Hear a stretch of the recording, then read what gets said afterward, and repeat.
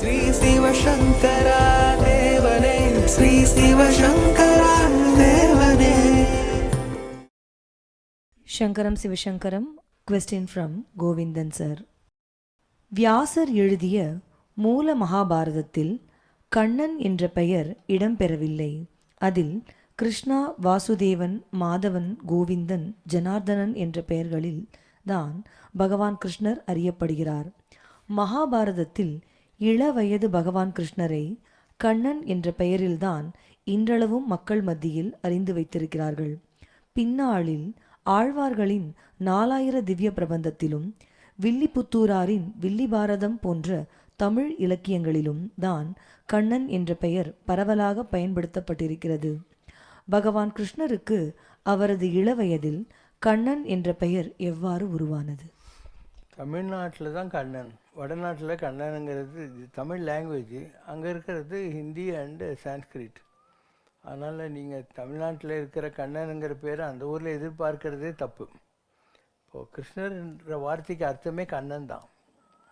கண்ணன் என்ற பெயரால் காட்டுகின்றான், மாயன் என்ற பெயரால் மறைக்கின்றான் அப்படின்வாங்க. இதெல்லாம் தமிழில் இருக்கக்கூடிய சொல் பயன்பாடுகள். வடநாட்டில் பொறுத்து மாத்திரம் நீங்கள் சொன்ன மற்ற பேரெல்லாம் அவருக்கு இருக்குது. அதனால் தமிழ் வார்த்தையை நீங்கள் போய் அவங்க பாஷையில் எதிர்பார்க்கறதுன்றது கரெக்ட் இல்லை.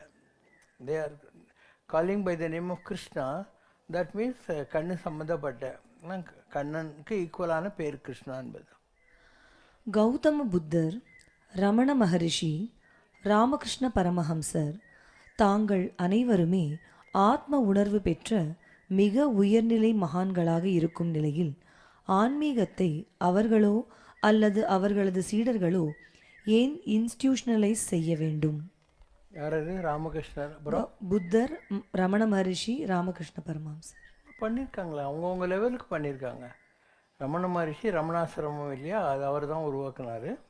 அங்கே அவருடைய அம்மாவுக்கு ஒரு சிவன் கோயில் கட்டியிருக்கார். இந்த சமாதி மேலே அவருடைய சமாதி கோயில் இருக்குது. தியான மண்டபம் ஒன்று கட்டியிருக்காரு. ஜனங்க தங்கறதுக்கு சாப்பாட்டுக்கெல்லாம் வழி பண்ணியிருக்காங்க. ஒரு நாளைக்கு 2 வேளை அங்கே தங்குறவங்களுக்கு, மற்றபடி சன்னியாசிகளுக்கு எல்லாருக்கும் லைனில் நிற்க வச்சு பிரசாதெல்லாம் கொடுக்குறாங்க. புத்தரை பொறுத்து மாத்திரம் சித்தார்த்தராக இருந்து காட்டுக்கு போய் தவம் பண்ணி புத்தராயிட்டு இன்றைக்கி நீங்கள் பார்த்து கொண்டிருக்கிற உலகம் பூரா இருக்கக்கூடிய புத்த சங்கங்கள், இல்லை பெரிய பெரிய புத்தர் கோயில்கள், இது எல்லாமே அவருடைய கண்ட்ரிபியூஷனுக்கு பின்னால் வந்தது தான். அதனால் இன்ஸ்டிடியூஷனலைஸ் உங்களுக்கு சந்தேகமே தேவையில்லை. உங்களுக்கு தெரியல, அவ்வளோதான். புத்த கயாலெல்லாம் போய் பாருங்கள். அங்கே ஒவ்வொரு நாட்டில் இருந்தும் வந்தவங்கெல்லாம் ஒவ்வொரு புத்தர் கோயில் கட்டி வச்சுருக்காங்க. எல்லா இடத்துலையும் அது இன்ஸ்டிடியூஷனலாக இருக்குது. அதுபோக புத்தருடைய வாழ்க்கை வரலாற்றுக்கு சம்மந்தப்பட்ட விஷயங்கள் நிறைய இருக்குது. சாரநாத் அங்கெல்லாம் கூட மான்யூமெண்ட்ஸ் இருக்குது, ஜனங்க போகிறாங்க. அண்டு அசோக சக்கரவர்த்தியினுடைய மகன் மகேந்திரன், மகள் சங்கமித்திரை, இவங்க போய் எல்லா நாட்டிலையும் பரப்புனாங்க. ஸோ ஸ்ரீலங்காவில் இருக்கிற அத்தனை புத்த விகாரங்களும் எல்லாமே அப்படி இன்ஸ்டிடியூஷனலைஸ் ஆனது வந்தது தான். அடுத்தது யார்? ராமகிருஷ்ண பரமஹம்சர். அவர் இருந்தபோது ரொம்ப வசதி இல்லாமல் இருந்தார். ஆனால் அதுக்கு பின்னால் வந்தால் அவருடைய சிஷ்யர்கள் இருக்காங்க இல்லையா, பிரம்மானந்தர், விவேகானந்தர், இந்த மாதிரி அவர் கூட இருந்த ஒரு 10-12 பேர் இருக்காங்க. அவங்க பேலூரில் தனியாகவே ஒரு ராமகிருஷ்ண மடத்தை உருவாக்கி பெரிய கோயில் அங்கே கட்டியிருக்காங்க. இந்தியா முழுக்க எங்கெல்லாம் ராமகிருஷ்ண மடம் இருக்கோ எல்லாம் அதனுடைய பிரான்ச்சஸ் தான். ஸோ எல்லா இடங்கள்லையும் ராமகிருஷ்ண மடம் ஏதோ ஒரு வகையில் health care and educational activities பண்ணிக்கிட்டு தான் இருக்கிறாங்க. இப்போல்லாம் புயல் வெள்ளமெல்லாம் நடக்குதோ அப்போ அவங்க பெரிய கேங்காக அங்கே போய் மக்களுக்கெல்லாம் சர்வீஸ் பண்ணுறாங்க. So it's a very well organised organisation. இந்த பிச்சைக்காரனுக்கோ 3 தந்தைகள். முதல் தந்தை அரவிந்தர் ஆரம்பித்து வைத்தார். 2வது தந்தை ரமண மகரிஷி தொடர வைத்தார். 3வது தந்தை ராமதாஸ் சுவாமிகள் முடித்து வைத்தார் என்கிறார் யோகி ராம் சுரத்குமார் சுவாமிகள். சதா சர்வகாலமும் அண்ணாமலையாரை தனது தந்தையார் என கூறிய யோகியார் இம்மூவரையும் தனது தந்தைகளாக கருதுவது ஏன்? இதுபோல தங்களது ஆன்மீக வாழ்க்கையை ஆரம்பித்து வைத்தது, தொடர வைத்து கொண்டிருப்பது பல சக்திகள் ஒருங்கிணைந்த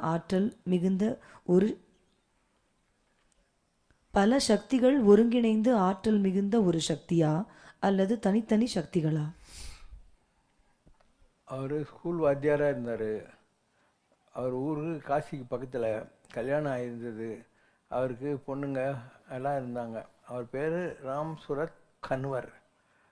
அண்ட் ஒரு நாள் துணி காய போடுற போது ஒரு சின்ன பறவை அந்த துணியில் பட்டு செத்து போகுது. அதுக்காக இவர் உயிர் வரணும்னு ப்ரே பண்ணுறாரு, நடக்கலை. அதை புதைச்சிட்டு காசி விஸ்வநாதர் கோயிலுக்குள்ளே போகிறாரு. அவர் மனசு மாறிடுது. நேராக சவுத் இந்தியாவுக்கு வந்துட்டு ரமணரை பார்க்குறாரு, அரவிந்தரை பார்க்குறாரு, கஞ்சங்கார் ராமதாஸை பார்க்குறாரு. ஏன்னா வடநாட்டில் இருந்தவங்கலாம் சொன்னாங்க, இப்போ சாமியாருங்கெல்லாம் சவுத் இந்தியாவில் தான் இருக்கிறாங்க, நீ அங்கே போன்ட்டாங்க. அதனால் இங்கே வந்தார். அவர் ரமணரை பார்த்தாரு. அது ஒரு இன்ஸ்டிடியூஷனலைஸாக இருந்துச்சு. இவருக்கு அங்கே மைண்ட் செட் ஆகலை. அடுத்தது இதுக்கு அரவிந்தர் பார்த்தாரு. அவரை பாதி நாள் பார்க்கவே முடியாது. அவர் மொட்டை மாடியில் நின்றுட்டு இப்படி தரிசனம் கொடுத்துட்டு உள்ளே போய் படிக்க ஆரம்பிச்சிடுவார். So the alternative was he went to Kanhangad Mangalore பக்கத்தில் இருக்குது, காசர்கோடு பக்கத்தில். அங்கே அவரை பார்த்து அவர்கிட்ட ஓம் ஸ்ரீராம் ஜெயராம் ஜெய ஜெயராம் மந்திரம் வாங்கி அதை ஜபம் பண்ண ஒரு எக்ஸசைஸ்க்கு லெவல் போய் எதிரில் இந்த மலை மேலே டான்ஸ் எல்லாம் அடிக்கணும் உட்காந்துருந்தார். இப்போ அவர் சொன்னார், ஒரு பெரிய ஆலமரத்துக்கு கீழே சின்ன மரம் வளராது, நீ தனியாக போகணுன்றாரு. எங்கே போகிறது அப்படின்றாரு. உனக்கு எங்கே பிடிக்கும்னா திருவண்ணாமலை பிடிச்சிருக்குன்னா அங்கே போயிருக்கேன்னா அங்கேயே போகன்றார். சாப்பாட்டுக்கு என்ன பண்ணுவேன்னு கேட்குறாரு. இவர் கேட்குறாரு. அப்போ அவர் சொல்கிறாரு, ராம் சரத்குமார் சாமி கிட்டே அவர் குரு சொல்கிறாரு, போய் பிச்சை எடுத்து சாப்பிடுன்றார். ஸோ இவர் லாஸ்ட் வரைக்கும் தன்னை பிச்சைக்காரன்னு சொல்லிக்கிட்டு இருந்தார். So this is the sequence. அதுக்கப்புறம் திருவண்ணாமலையில் வந்து சுடுகாட்டில் 40 வருஷ காலம் சுடுகாட்டிலேயே ஜபம் பண்ணின்னு சுற்றினே இருந்தார். அண்டு அவர் பிச்சைக்காரன்னு நினச்சி எல்லாம் கல் எடுத்து அடிச்சுன்னு இருந்தாங்க. அப்போ பொன் பரமகுருன்னு ஒரு போலீஸ் கமிஷனர் இருந்தார். அவர்கிட்ட ஞானானந்தகிரி சாமி திருக்கோயிலூரில் இருந்தார் இல்லையா, அவர் பெரிய மகான். அவர் சொன்னார், அவர் நல்ல மகான், அவரை போய் கல் எடுத்து மென்டல் நடிக்கிறாங்க, நீ ஒரு போலீஸ் ஐஜியாக இருந்தால் அவருக்கு ப்ரொடெக்ஷன் கொடுக்கக்கூடாதான்னு. அவர் வந்து 2 கான்ஸ்டபிளையும் இவருக்கு பாரா போடுறாரு. அதை பார்த்துட்டு ஐஜியே வர்றாருன்னா பெரிய சாமியாடுறான்னு இருந்தாங்க. அப்போ இந்த சிவகாசி விருதுநகரில் இருந்த நாடார்கள் எல்லாம் சேர்ந்து அவருக்கு தேர்முட்டிக்கிட்ட ஒரு வீடு வாடகைக்கு எடுத்து கொடுத்தாங்க. சும்மா ஒரு டொக்கு சந்தில் தான் அது இருக்கும், எதிரில் தேர் இருக்கும், அதுக்கு நேராக கோயிலுக்கு நேர் எதிரில் இருந்துச்சு. ஏன் அவங்கெல்லாம் செய்கிறாங்கன்னா, அவருடைய ஆத்மா இதுக்கு முன்பிறவியில் அங்கே இருந்துச்சு. சுவாமி தோப்பையான்ற பேரில் கன்னியாகுமரி சைடில் அவருடைய ஆத்மா இருந்தது. அவர் தான் இப்போ ப்ரமோஷன் ஆகி ராம் சரத்குமார் சாமிங்கிற ஒரு நிலையை அடைஞ்சிருக்காரு. அதனால் அந்த பழைய கனெக்ஷனில் அங்கே இருந்தவங்கெல்லாம் சேர்ந்து இவருக்கு பண்ணி, அதுக்கப்புறம் இப்போ இருக்கிற இந்த ரமணாசிரமத்துக்கு எதிரில் இருக்கிற சந்துக்குள்ளே போனால் பெரிய ஆசிரமம் ஒன்றுங்க அவங்க தான் வசூல் பண்ணி கட்டி கொடுத்துருக்காங்க. ஸோ இதெல்லாம் அவருடைய பேக்ரவுண்ட். இப்போது அவர் வந்து வடநாட்டில் இருந்து இங்கே வரணுன்னு இருக்குது. அதே மாதிரி மாயம்மா எந்த ஊருன்னே யாருக்கும் தெரியாது, அவங்க கன்னியாகுமரிக்கு வரணுன்னு இருக்குது. கன்னியாகுமரி அவங்களுக்கு ஏதோ ஒரு காரணத்தினால பிடிக்காமல் போயிட்டு சேலம் சின்ன கொல்லப்பட்டி இல்லையா, அங்கே வந்துட்டாங்க. அவங்க அந்த இடத்துல இருந்தாங்க, அங்கேயே அடக்கமாகி இன்றைக்கி அவங்களுக்கு கோயிலெலாம் இருக்குது. கிருஷ்ணவேணி அம்மா கடலூர் பக்கத்தில் இருந்தாங்க. அதுக்கப்புறம் அலைஞ்சி இந்தியா பூரா கடைசி திருச்செந்தூர் கடற்கரையில் இருக்கிற போது ஒரு வயசானவர் வந்து, நீ இருக்கிற இடத்த நான் காட்டுறேன்னு கூட்டின்னு போகிறாரு. விக்ரமசிங்கபுரம் பக்கத்தில் இருக்கிற அந்த பாபநாசத்தில் குளிச்ச உடனே தலையில் இருந்த எல்லா மண்ணும் போன மாதிரி அவங்களுக்கு ஒரு எண்ணம் வந்தது. அவர் கொண்டு போய் ஒரு குகையை காட்டி இங்கே உட்காந்து நீ தியானம் பண்ணுன்னு சொல்லிட்டு அவர் மேலே போயிட்டார். அவர் யாரான்னு பார்க்கலான்னு இந்த அம்மா போனால் அவர் இப்போ அந்த பத்மநாத சுவாமி மாதிரி பத்துருக்கார், தலையை சுற்றி ஒளிவட்டம் இருக்குது. அவர் யாருன்னா அகஸ்தியர். ஸோ அவர் இந்த அம்மா கொண்டு போய் அங்கே உட்கார வச்சிட்டார், கல்யாண திருத்தம் பண்ணுற இடத்துல. இப்படி ஒவ்வொருத்தருக்கும் ஒரு கணக்கு இருக்கும். ரசனகிரி சாமியார்னால் அவர் ஊரே அங்கே தான், 4 மைல் தள்ளி கீழ்மின்னல், அங்கே வந்து உக்காண்டார். வேறு இந்த சாமியார் திருவள்ளம் குடியாத்தம் பக்கத்தில் வண்ணானா இருந்தார். அவர் திருவள்ளத்தில் வந்து அந்த கோயிலை கட்டி அங்கே செட்டில் ஆனார்.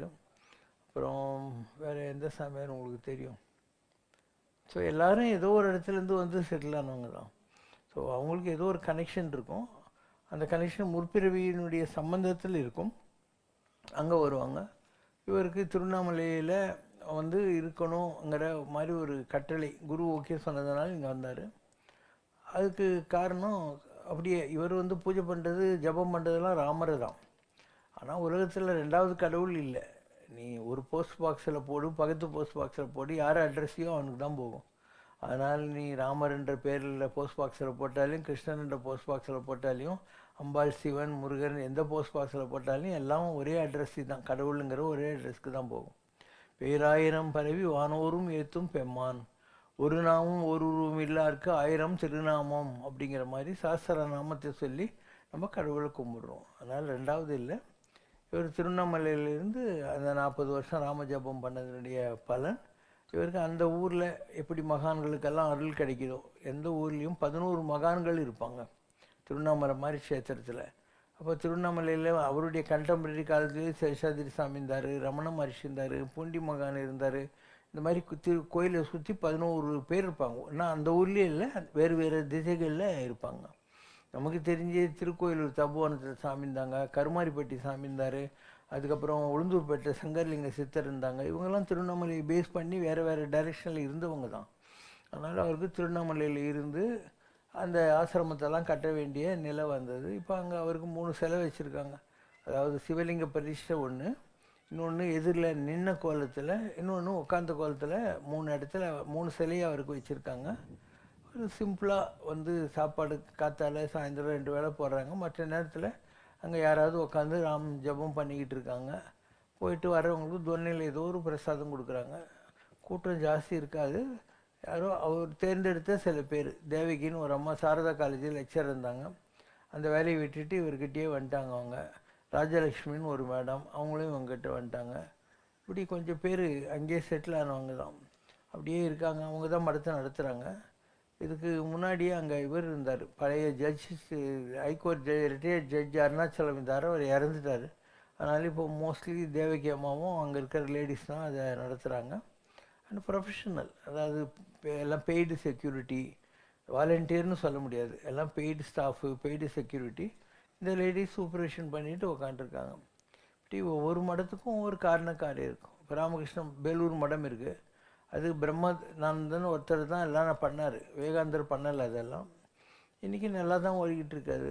அவங்க நான் சொன்ன மாதிரி ஒரு மெடிக்கல் ஹெல்த் கேர் இதெல்லாம் பண்ணாங்க. இந்தியா முழுக்க அவங்களும் ஆசிரமங்கள்லாம் வச்சுருக்காங்க. அப்புறம் இது மாதிரி புதுசாக வந்த சாமியாருங்க நிறைய பேர் இருக்காங்க.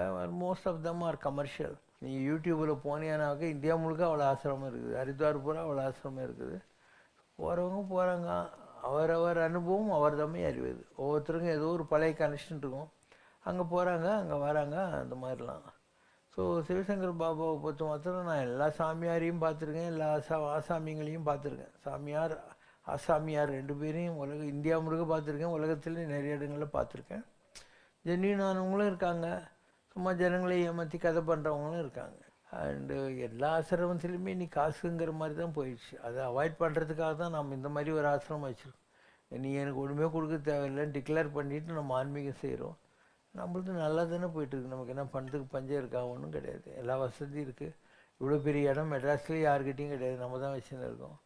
So we are fine in our own way. ஜனங்க வந்தால் மரியாதை கொடுப்போம், வரலன்னு நம்ம தேடியெல்லாம் போகிறது. நமக்கு காமர்ஸ் கிடையாது, நமக்கு அவங்க தேவை, யாருக்கு தேவையாவது வேணுமா? அதனால் நம்ம போய் தடை வர்றியான்னு கேட்கறது இல்லை. வந்தால் மரியாதை கொடுப்போம், எல்லாருக்கும் ஒரே மாதிரி மரியாதை கொடுப்போம். வெளியிடப்படாத ரகசியம் எதுவும் இல்லை என்று தாங்கள் பைபிளை மேற்கோள் காட்டி கூறுகிறீர்கள். ஜம்மு காஷ்மீர் மாநிலத்தில் உள்ள அமர்நாத் குகையில் பரமசிவன் பார்வதிக்கு உபதேசித்த பிறப்பு இறப்பு ரகசியம் நமது மகான்களுக்கோ அல்லது மக்களுக்கோ இதுவரை வெளிப்படுத்தப்பட்டிருக்கிறதா? அவ்வாறு வெளிப்படுத்தப்பட்டிருப்பின் அந்த ரகசியம் பற்றி தெளிவுபடுத்துமாறு கேட்டுக்கொள்கிறோம். அவரவர் இறையவர், குறைவிலர் இறையவர். அவரவர் தத்தமது அறிவு சென்று அறிவகை அடைய நின்றனரே அப்படின்னு திருமூலர் சொல்கிறார். அதனால் தெய்வீக ரகசியங்கள் என்று சொல்லக்கூடியவை அவங்கவுங்களுக்கு ஏதோ ஒரு வழியில் கிடைக்கும். அவரவர் விதி வழி அடைய நின்றனர் இருக்குது. இதுக்கு முன்பிறவிகளில் அவங்களுக்கு என்ன கனெக்ஷன் இருக்கோ அந்த ரூட்டில் அவங்களுக்கு அந்த அனுபவங்கள் கிடைக்கும். எல்லாருக்கும் அல்டிமேட் ஒன்றே தான், சரீரம் வேறு ஆத்மா வேறு. இதுதான் பாலபாடம், LKG lesson from which you grow spiritually is the going beyond the body and dwelling in the spirit. இதுதான் ஃபஸ்ட் பிரேக் த்ரூ. அது ஒரு டெத் எக்ஸ்பீரியன்ஸ் வந்தால் தான் நடக்கும். நீ இப்படி இருக்கிற வரைக்கும் உடம்பு தான் நீ நிஜம் நினைப்ப. உடலுக்குள் உத்தமன் ஒரு பொருள் கண்டேனுங்கிற அனுபவம் எப்போ வரும்? உடல் என்ற சிறையில் இருந்து ஆத்மா தன்னை பிரித்து கொள்கிற போது வரும். ஸோ இது வரைக்கும் ஞானத்தை அடைந்த எல்லா மகான்களுக்கும் அந்த மாதிரி தான் வரும். அப்போ அவங்க உடம்புல இருந்த காற்று எதுன்னு தெரிஞ்சுக்கிறது தான் அது. வெங்கட்ராமன் என்பவன் மதுரையிலிருந்து பாதாளிங்கத்தில் உட்காரான். அந்த பாதாளிங்கத்துக்கிட்டே ஏன் வர்றான்? அவனுடைய ஏதோ ஒரு பிறவியினுடைய ஆத்மா அந்த பாதாளிங்கத்தில் சம்மதியில் இருக்குது, அங்கே போய் உக்காந்தாக்கா அது அவனுக்கு டிரான்ஸ்ஃபர் ஆகுது. இப்படி ஒவ்வொருத்தருக்கும் ஒரு ஒரு காரணம் இருக்கும் எதுக்காக அவங்க அந்த நிலைகளை தொடராங்க அப்படின்ற மாதிரி. Ultimate experience is realization. What is realization? I am not this body and there is a indwelling spirit Jothi inside me அப்படின்னு தெரிஞ்சுக்கிறது. உங்கள்கிட்ட ஜோதி இருக்குன்னு எப்போ தெரிஞ்சுக்கிறியோ அப்போ இதே ஜோதி எல்லாருக்கிட்டையும் கூட இருக்குது, நான் தெரிஞ்சுக்கிட்டேன் அவங்கெல்லாம் இன்னும் தெரிஞ்சிக்கலை அப்படிங்கிற ஒரு செகண்ட் டெரிவேஷனுக்கு நீ போவேன். So every thing is universal. யாருக்கும் தனிப்பட்ட முறையில் பாக்ஸ் கட்டியெல்லாம் ஒன்றும் வர்றதில்லை. அந்தந்த எக்ஸ்பீரியன்ஸு அவங்கவுங்க விதி வழி வரும். அந்த விதி வழி வர்றதுக்கு கூட வயசு காரணமாக இருக்கும். ஞான சம்பந்தருக்கு 3 வயசில் வருது, ஆதிசங்கருக்கு 12 வயசில் வருது, இயேசுநாதருக்கு 32 வயசில் வருது, எனக்கு 36 வயசில் வந்துச்சு. இப்படி ஒவ்வொருத்தருக்கும் வர்றதுக்கு ஏதோ ஒரு விட்டக்குறை தொட்டக்குறை இருந்திருக்கும். அதை வச்சுக்கிட்டு அந்த ஏஜில் வரும். இல்லை அவங்க ஜாதகத்தில் அவங்களுக்கு ஞானத்தை கொடுக்கறதுக்கும் சில கிரகங்கள் இருக்கும். அந்த கிரகங்களுடைய ஃபேஸ் நடக்கிற போது அவங்க ஞானிகள் ஆகும், அதுக்கு முன்னால் இல்லை. சரி, அந்த கிரகத்தோடைய பீரியட் முடிஞ்சு போச்சுன்னா அவங்க வெறும் பெருங்காய டப்பா தான். அதுக்கு மேலே அவங்கக்கிட்ட அந்த ஸ்பிரிட் இருக்காது. நான் சொல்கிறது யாருமே நம்ப மாட்டாங்க. ஒரு குறிப்பிட்ட டைமுக்கு அப்புறம் அந்த ஸ்பிரிட் அவங்க உடம்புல இருக்காது. அது அவ்வளோதான். மாதிரி ராம் சரத்குமார் சாமி தாங்க, அவர் அவ்வளோ கஷ்டப்பட்டு எல்லாம் சேர்த்தாரு. அதை எனக்கு கொடுக்கணும்னு சொல்லி அவருக்கு உத்தரவாச்சு.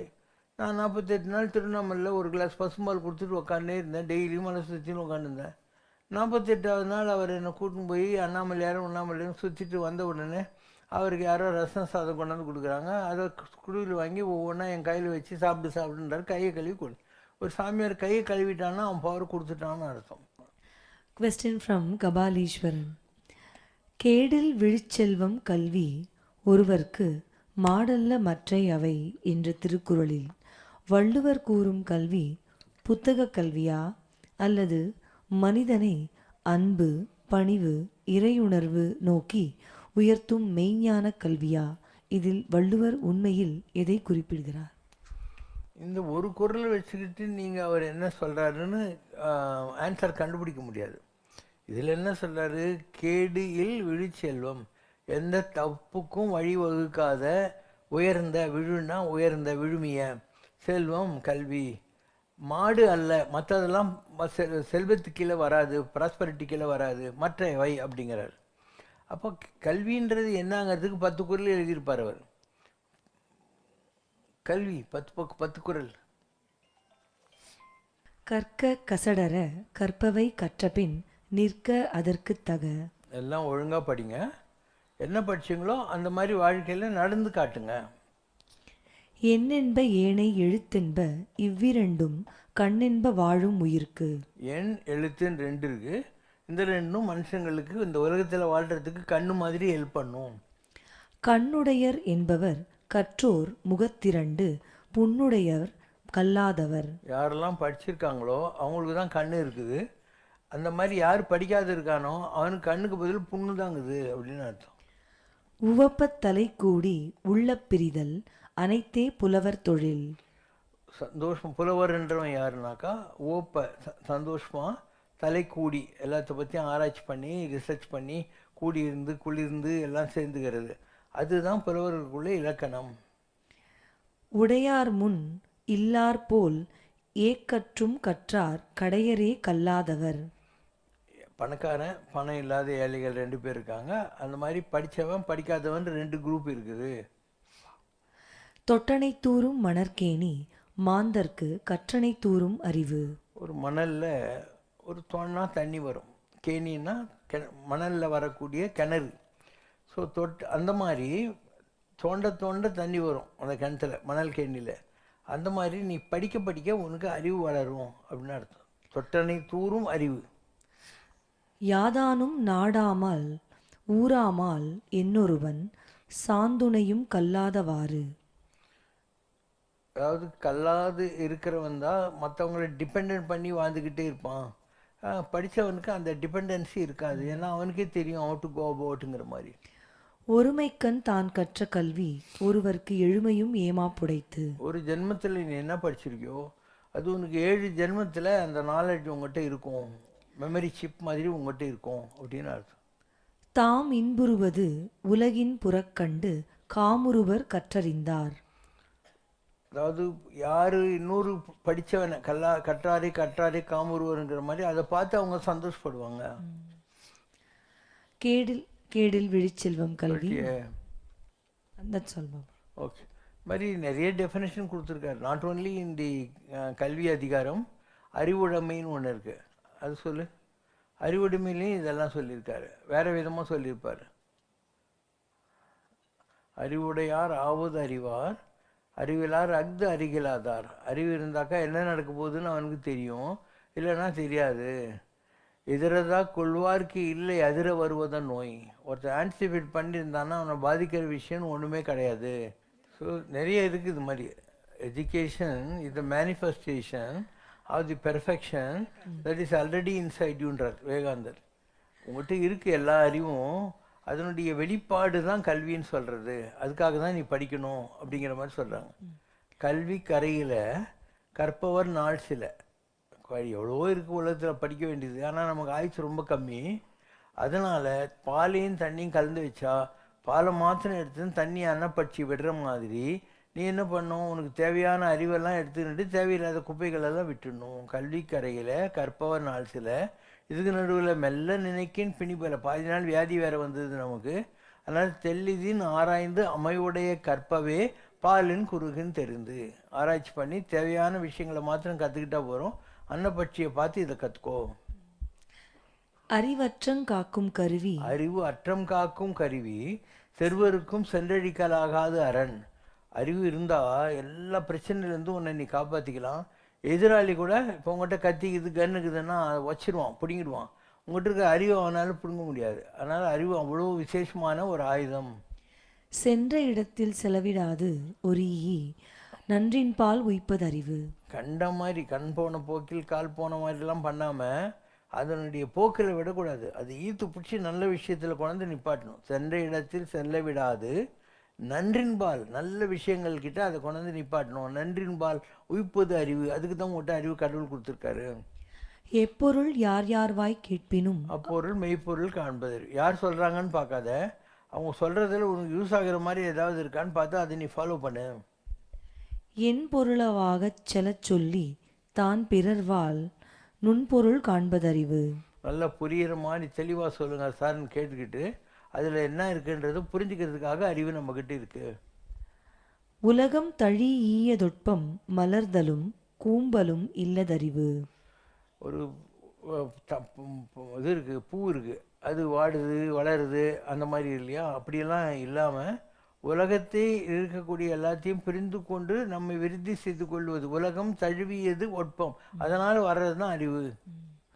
எவ்வதுரைவது உலகம் உலகத்தோடு அவ்வதுரைவது அறிவு. நாம் எல்லோரும் மொட்டை போட்டுனுக்கிற இடத்துல நம்ம கிராப் வச்சுன்னு போனால் நம்ம ஆஃப் நம்பரு. எல்லோரும் கிராப் வச்சுனுக்கிற இடத்துல நம்ம மொட்டை போட்டுன்னு போனால் தப்பு. அதனால் உலகம் எப்படி இருக்கோ அந்த மாதிரி நீ வாழ கற்றுக்கோ. எவ்வது உறைவது உலகம், அந்த மாதிரி உலகத்தில் எப்படி இருக்காங்களோ அந்த மாதிரி நீ வாழ கற்றுக்கணும். நான் சரி பல்புன்னு எல்லாம் நீ பிஹேவ் பண்ணக்கூடாது. அறிவுடையார் ஆவது அறிவார், அறிவிலார் அகுது அறிகலாதார். அறிவு இருக்கிறவன் என்ன நடக்க போகுதுன்னு தெரிஞ்சுக்குவான், ஆன்டிசிபேட் பண்ணிக்குவான். இல்லைன்னா அவன் ஏமாந்துருவான். அஞ்சுவது அஞ்சாமை பேதமை, அஞ்சுவது அஞ்சல் அறிமா தொழில். எதை பார்த்து பயப்படணுமோ அதை பார்த்து பயப்படணும். எதை பார்த்து எல்லாத்த பார்த்தும் பயப்பட்டுனே இருக்கான்னு வை, அவன் பொட்டச்சி அப்படின்னு அர்த்தம். எதிரதா காக்கும் அறிவினார்க்கில்லை அதிர வருவதோர் நோய். யார் ஆன்டிசிபேட் பண்ணி நல்லா பிளான் பண்ணி வாழ்கிறாங்களோ அவங்கள பாதிக்கிற மாதிரி ஒரு விஷயம் உலகத்தில் இல்லவே இல்லை.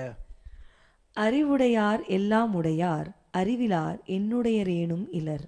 அறிவு இருந்தால் எல்லாம் இருக்கிற மாதிரி, அறிவில்லாதவன் என்னதான் துட்டு காரெல்லாம் வச்சுருந்தாலையும் அதெல்லாம் இல்லாத மாதிரி கணக்கில் சேர்த்துக்கோ அப்படின்னு அர்த்தம். ஓகேவா? ரைட். என்ன டைம்? கியா ஹுவா டைம்? பாடுங்க, முடிச்சிடலாம். கொட்டி கொடுத்தாலும் தட்டி பறித்தாலும் கோவிந்தா நீயே எந்தன் கதி.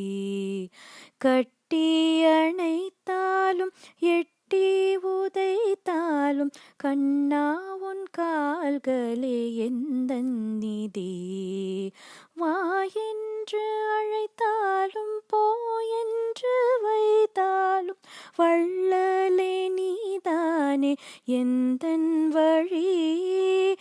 ஆமென்று சொன்னாலும் இல்லை என நாளும் ஐயனே நீதானே எந்தன் விழி. இன்பம் துன்பம் என்று இருமுனை வாழ்விலே இறைவா நீ வழி காட்டி செல்லும் துணை. அன்பு எனும் கரம் நீட்டி அணைத்திட வந்த பேரருளே உனக்கிங்கு யாரே இணை. நித்திய வஸ்துவாய் நிர்மல ரூபமாய் நிற்கின்ற வடிவமே சத்தியமே. தீபமாய் ஒளி தந்து கீதமாய் எனில் வந்து நாதமே சங்கரா என் ஜீவனே. நாதமே சங்கரா என் ஜீவனே. கொட்டி கொடுத்தாலும் தட்டி பறித்தாலும் கோவிந்தா நீயே எந்தன் கதி. அம்மையோடு அப்பனென வந்தவர்க்கு மங்களம், ஆசானும் தெய்வமுமாயானவர்க்கு மங்களம். இத்தனை துயர்களெல்லாம் தீர்ப்பவர்க்கு மங்களம், ஈஸ்வராவதார சிவசங்கரர்க்கு மங்களம்.